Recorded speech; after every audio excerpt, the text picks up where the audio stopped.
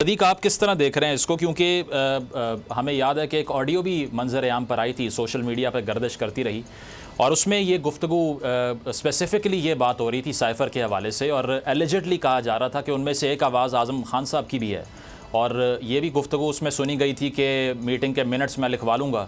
یہ بھی کہا گیا تھا کہ ابھی عوام کی جو نرو ہے وہ بہت زیادہ امپورٹنٹ ہے کہ اس کو یوز کیا جائے۔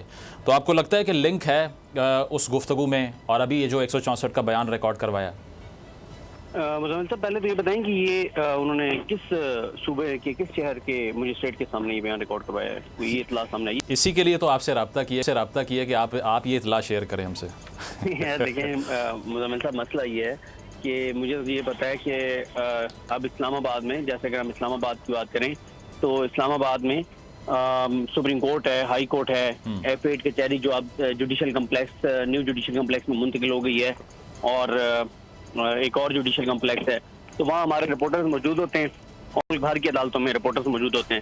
تو ہوتا یہ ہے کہ جب بھی کوئی اس طرح کی بڑی شخصیت احاطہ عدالت میں ہی داخل ہوتی ہے تو سب رپورٹرز اپنے اپنے موبائل نکال لیتے ہیں، اور اس پہ جس طرح اسلحہ تان لیا جاتا ہے اس طرح سے موبائل تان دیتے ہیں، اس پہ سوالات کی بھرمار کرتے ہیں، اور پھر وہ شخصیت جو بھی ہو وہ کمرہ عدالت میں پہنچتی ہے، اور کمرہ عدالت میں جب وہ پہنچ کے وہ بیان دیتے ہیں تو ہمارے رپورٹرز موجود ہوتے ہیں، اور ہمارے رپورٹرز خبر بریک کرتے ہیں۔ ایک تو میں، کیونکہ آج سارا دن سپریم کورٹ میں تھا اور سپریم کورٹ کے بعد بھی میری کچھ ایسی مصروفیات تھی، میں بالکل ٹی وی نہیں دیکھ سکا، تو اس لیے میں نے آپ سے پوچھا ہے کہ یہ انہوں نے کس ملک کے کس صوبے کی کس عدالت میں یہ بیان دیا ہے۔ ایک تو یہ بڑی امپورٹنٹ چیز ہے۔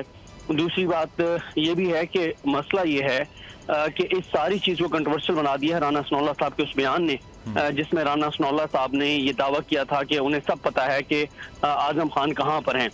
جب اس کے بعد شہزاد اقبال صاحب کے پروگرام میں ہی آ کے اعظم خان صاحب کے بھانجے نے کہا کہ ہمیں تو کوئی پتہ نہیں ہے، تو اس وقت پھر یہ ہوا تھا کہ پھر رانا ثناء اللہ صاحب سے سوال ہوا تو انہوں نے کہا جی وہ نہیں، مجھے تو نہیں پتا وہ کہاں پہ ہیں، لیکن ان کی فیملی رابطہ کرے گی تو ہم کوآپریٹ کریں گے۔ پھر تیسری بات اس میں یہ ہے کہ اسلام آباد ہائی کورٹ میں معاملہ وہاں پر موجود ہے، اور تمام ہمارے جو ادارے ہیں، ہماری FIA، پولیس، تمام صوبوں کی، پورے ملک کے جو بھی متعلقہ ایسے ادارے ہو سکتے تھے جن کے پاس ہو سکتے تھے اعظم خان صاحب، سب نے آن ریکارڈ آگے بیان دیا ہوا ہے کہ ہمارے پاس نہیں تھے۔ اس کے بعد پھر چلیں یہ بات نہیں، وہ ان کے جو دوست کے گھر ہونے کے حوالے سے خبریں گردش کر رہی ہیں، اس میں کتنی حقیقت ہے؟ دیکھیں گھر تھے تو چلیں آج پھر ان کا یہ جو 164 کا بیان دیکھیں، یہ ایسے نہیں ہوتا کہ کسی دن میں چلتے پھرتے ایسے ہی گاڑی میں بیٹھوں دوست کے گھر سے نکل کے اور کسی کمرہ عدالت میں جا کے کہوں جائی صاحب میرا نام صدیق جان ہے اور میں حاضر ہوں آپ کی خدمت میں، کچھ اعتراف کرنا چاہتا ہوں، جائی صاحب ذرا یہ ریکارڈ کرنا شروع کریں نا، اور پھر میں جائی صاحب کو ریکارڈ کرواؤں، میں وہاں سے نکلوں، اور اس کے بعد مجھے اس کے بعد جو پرائم منسٹر آفس کے بیٹ رپورٹرز ہیں وہ یہ خبر بریک کریں کہ جی صدیق جان نے فلاں شہر کی عدالت کی، پھر وہ جائی صاحب جو ہے نا وہ پرائم منسٹر آفس سے رابطہ کریں گے۔ اچھا، مطلب آپ کی گفتگو کا کرکس مجھے یہ لگ رہا ہے کہ آپ ڈاؤٹ کر رہے ہیں اس خبر کو اور ان کے بیان کو۔ دیکھیں میں تو یہ عرض کر رہا ہوں کہ مجھے تو ایک ایک لفظ پہ یقین ہے، کیونکہ شہباز شریف صاحب کی جو پرائم منسٹر آفس ہے اس کی طرف سے یہ چیزیں جاری ہوئی ہیں، تو مجھے تو کوئی شک نہیں ہے کہ انہوں نے بالکل یہ باتیں کہی ہوں گی، ٹھیک ہے، کیونکہ رانا ثناء اللہ صاحب کہہ رہے تھے کہ وہ ان کے پاس ہیں۔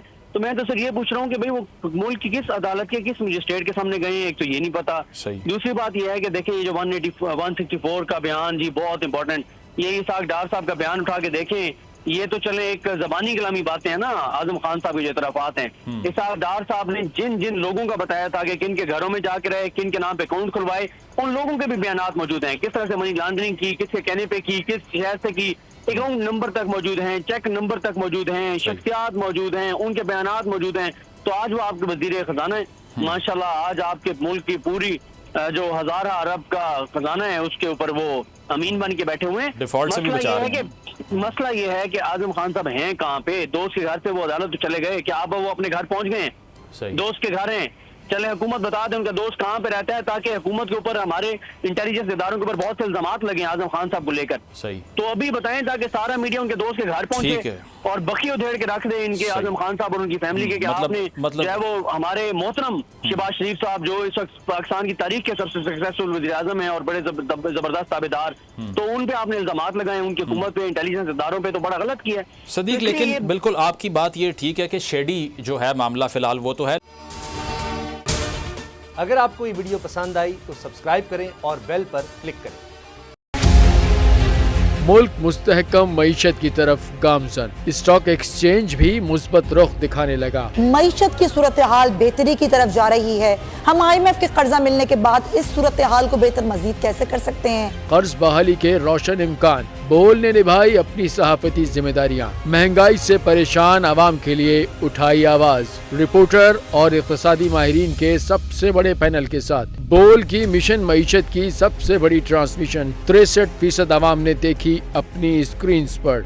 अगर 21वीं सदी की हम इंडस्ट्री की कोई बात करें तो उसमें फिर इंफॉर्मेशन टेक्नोलॉजी जो है वो टॉप पर आती है। अपनी रवायात को बरकरार रखते हुए बोल अवामी मसाइल को उजागर करने में सबसे आगे। देखिए बोल की अगली ट्रांसमिशन में मोबाइल लोन ऐप का बड़ा स्कैम कैसे हुआ बेनकाब। साइबर क्राइम सर्कल रावलपिंडी की मुख्तलिफ इलाकों में कार्रवाइयां। ब्लैकमेलिंग में मुलविस ऑनलाइन लोन ऐप्स के 9 मुल्जिमान गिरफ्तार कर लिए गए हैं। अगर इस स्कैंडल से मुताल्लिक आपके पास हैं हकाइक तो बनिए बोल इन्वेस्टिगेशन का हिस्सा। आपकी शनाख्त और तमाम तर मालूमात खुफिया रखी जाएंगी, तो बस हमें ईमेल करें या व्हाट्सएप करें 0337 0310 377।